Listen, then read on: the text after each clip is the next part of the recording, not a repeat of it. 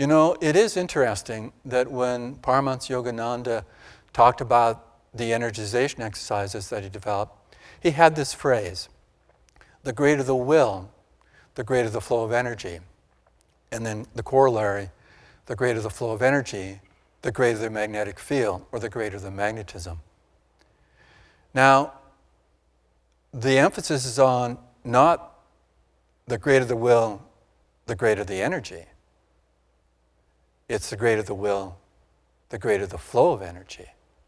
And it might just seem a point of semantics, of usage of words, but it's very significant, and it's very subtle, but very revealing, that we tend to, from our conscious mind, think of energy as being contained. But if we shift it to more the flow of energy, we can be in that experience, tuning into it and realizing it. So when we do the energization exercises, the point isn't just to be at the result of that tension that produces energy, but also to be in the flow.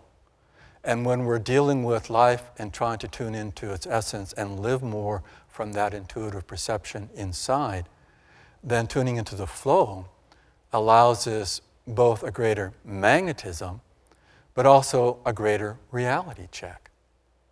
Because there are times when, because of circumstances, whether we're confined to a bed, for instance, or we've injured a body part, we may not be able to function and do outwardly the energization exercises, as this example. We can always tune into visualizing and tuning into the flow of energy.